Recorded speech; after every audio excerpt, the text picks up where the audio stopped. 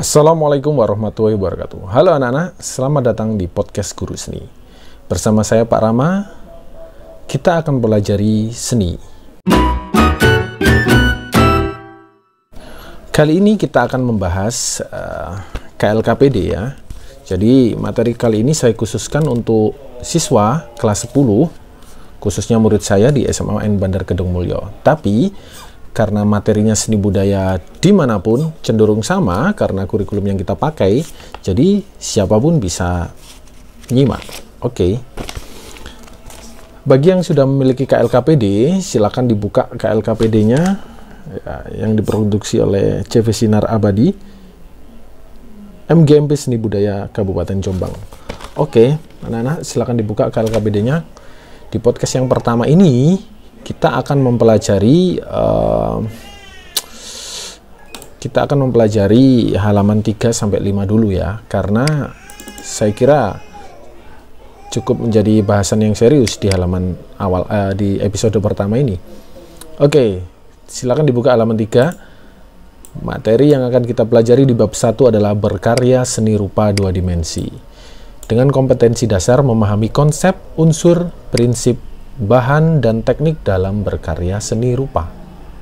Kemudian di kompetensi dasar 4.1 membuat karya seni rupa 2 dimensi menggunakan berbagai media dan teknik dengan melihat model. Yang terpenting adalah ruang lingkup materinya. Ruang lingkup materinya ada 4. Yang pertama, pengertian dan jenis karya seni rupa 2 dimensi. Yang kedua, unsur dan objek dalam karya seni rupa 2 dimensi. Yang ketiga, medium atau media, meliputi alat, bahan, dan teknik berkarya 2 dimensi. Nomor 4, proses berkarya seni rupa 2 dimensi. Intinya di bab 1 ini kita akan pelajari seni rupa 2 dimensi ya. Nah, ini ada, setelah mempelajari bab 1, peserta didik diharapkan dapat mengapresiasi dan berkreasi seni rupa. Ketika sudah tatap muka, ada 15 indikator ya yang akan kita capai, tapi karena ini masih dalam kondisi daring, oke, kita klasifikasikan. Intinya ada 2, kita mengapresiasi dan mengekspresikan seni rupa. Oke, kita baca yang paragraf bawah. Seringkali kita tidak menyadari bahwa benda-benda yang dekat dengan aktivitas kita sehari-hari adalah karya seni rupa. Karya seni rupa ini ada yang berdimensi 2 dan berdimensi 3. Tahukah kamu apa artinya dimensi dalam karya seni rupa? Karya seni rupa 2 atau 3 dimensi dibedakan dari bagian karya yang diserap oleh mata. Pada bagian inilah kamu akan melihat bentuk objek dalam keadaan tersebut. Intinya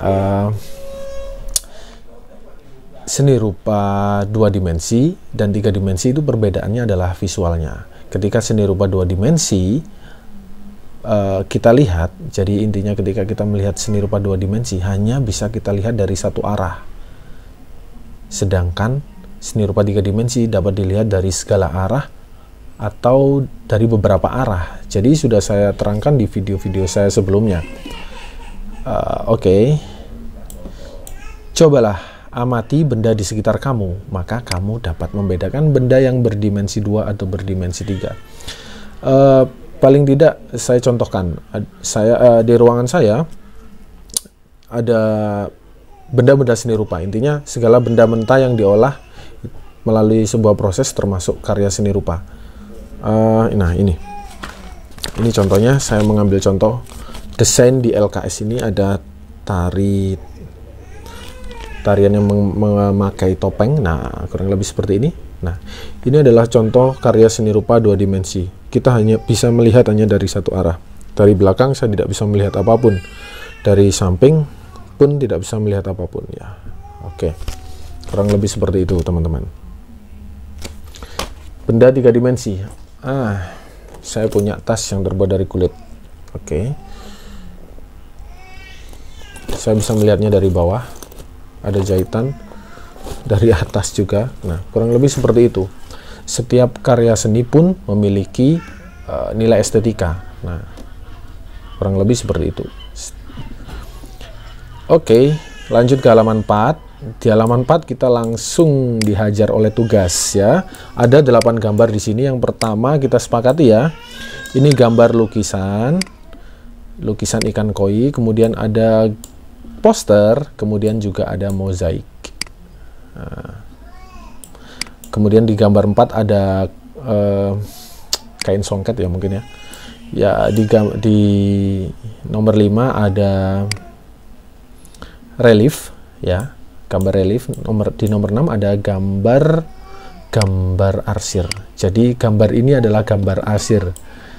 Kemudian ada gambar ilustrasi ya, ini petugas kesehatan yang sedang berjuang menyeberangkan orang di tepi jurang yang berisi virus, kurang lebih seperti itu. Kemudian ada gambar 8, ini gambar motif batik. Nah, ada beberapa pertanyaan di sini.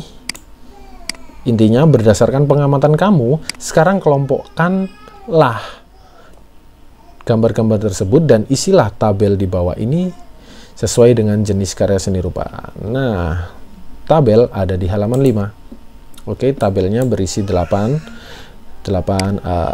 row yang menunjukkan gambar. Kemudian ada 1, 2, 3, 4, 5 kolom. Kolom pertama nomor gambar, jenis, bahan, teknik, dan media. Jenis mengacu pada jenis seni rupa 2 dimensi atau 3 dimensi. Bahan mengacu pada bahan yang digunakan. Teknik mengacu pada teknik yang digunakan. Media mengacu pada media yang digunakan. Kalian bisa menjawab ini ketika kalian sudah membaca halaman selanjutnya, yaitu di halaman 6 sampai dengan halaman 13. Kalian akan bisa menjawab ini. Oke, gambar 1. Kita analisa identifikasi jenisnya. Oke, gambar 1 sampai 8 kita sepakati jenis karya seni rupa 2 dimensi. Jika kita amati jenis dalam bentuk seninya, seni murni atau terapan, gambar nomor 1 adalah seni murni. Gambar nomor 2 adalah seni terapan karena memiliki nilai fungsi, yaitu sebagai poster atau himbauan. Kemudian gambar nomor 3 seni murni, gambar nomor 4 seni terapan, nomor 5 apa kalian menyebutnya? Ini seni murni juga ya. Bisa juga dikatakan seni terapan ketika diaplikasikan ke kursi ya. Ini gambar relief. Oke, gambar nomor 6 gambar arsiran ini seni murni. Oke, gambar ilustrasi juga seni murni juga. Gambar nomor 8 gambar batik ini seni terapan juga. Terapan ya, bisa dipakai. Kemudian bahan yang digunakan. Oke, gambar nomor 1 bahan yang digunakan kita sepakati ini adalah bisa seni menggunakan teknik pelakat atau akuarel atau transparan ya, intinya lukisan. Bahan yang digunakan pasti cat, bisa cat minyak, cat akrilik, kemudian cat air. Kemudian gambar nomor 2 bahan yang digunakan adalah, karena ini desain, jadi kita sepakati ini apa anak-anak, ini menggunakan bahan ya software dan perangkat komputer lah, laptop atau handphone atau smartphone. Kemudian nomor 3 bahan yang digunakan ini ketika saya zoom ini ada biji-bijian, kemudian ada lem, kemudian ada serbuk mungkin ya, serbuk warna atau biji yang berwarna lain ya, sehingga menghasilkan gambar burung hantu atau owl. Kemudian ini bahan yang digunakan adalah benang. Nah, benang. Kemudian di sini kalau kita lihat ada motif kuda ya, ini kuda yang distilasi, kemudian ada tanaman yang pohon yang distilasi. Mungkin ini pohon ya. Menurut saya ini pohon. Kemudian yang nomor 5 bahan yang digunakan adalah kayu. Oke, bisa dipahami ya. Gambar nomor 6 bahan yang digunakan mungkin ini bisa menggunakan pensil atau juga konte. Konte itu semacam pensil tapi lebih hitam, bahannya lebih hitam, fungsinya memang untuk memberikan blok warna hitam. Kemudian gambar nomor 7 ini bahan yang digunakan hampir sama dengan nomor 2 ya, laptop, perangkat lunak dan perangkat keras lah intinya. Kemudian gambar nomor 8 ini ada kain mori, kemudian ada natol mungkin ketika kita membuat batik. Kemudian ada pewarna sintetis, pewarna alam. Kurang lebih seperti itu. Nah, selanjutnya adalah teknik yang digunakan. Nomor 1 kita sepakati teknik lukis. Bisa lukis minyak atau plakat, bisa lukis air atau akuarel. Bisa juga lukis menggunakan cat akrilik, itu apa namanya, lukis apa itu, ada di halaman 7 mungkin. Oke, next. Gambar nomor 2 adalah teknik desain digital ya, mungkin seperti itulah istilahnya, kita sepakati aja. Kemudian nomor 3 ini teknik mozaik. Jadi ada 3 benda yang 3 teknik yang modelnya seperti ini, ada mozaik, kolase, dan montase. Mungkin ketika kalian belajar lebih detail, lebih kompleks nanti di kelas 12. Nah, kalau ini yang dibuat adalah teknik tenun mungkin ya. Kurang lebih seperti itu. Kemudian ini adalah teknik butsir atau pahat, membuat sebuah relief. Kemudian ini teknik arsir atau dusel ya. Terserah karena memang gambarnya tidak cukup jelas. Yang ini juga teknik menggambar ilustrasi digital. Teknik digital mungkin seperti itu. Kemudian yang ini adalah teknik membatik. Nah, oke, sudah terisi kolom ketiga untuk identifikasinya. Sekarang kolom keempat, medianya. Nomor 1, kalau seni lukis pasti di kanvas. Nomor 2, medianya di software atau laptop lah, atau perangkat digital smartphone juga bisa membuat poster. Kemudian di gambar 3, medianya kalau saya lihat, kalau kita zoom ini ada semacam print nama. Mungkin medianya ini ya kertas, dan ya kertas yang dikasih lem karena kolase, mozaik seperti itu yang sederhana yang kita lihat di sini. Kemudian di sini medianya ya bisa kain tenun, medianya bisa kain tenun, kemudian alat tenun mungkin alatnya ya, benang ya, mungkin seperti itu. Kemudian nomor 5, media yang digunakan kayu juga. Nomor 6, bisa kertas, bisa kanvas. Tapi kalau arsir, kita lihat arsir ya di sini ya, karena unsur yang menonjol gelap terangnya itu dari kertas mungkin ya. Kita sepakati biar beda, bervariasi lah jawabannya. Kemudian nomor 7, medianya juga digital ya, cukup jelas.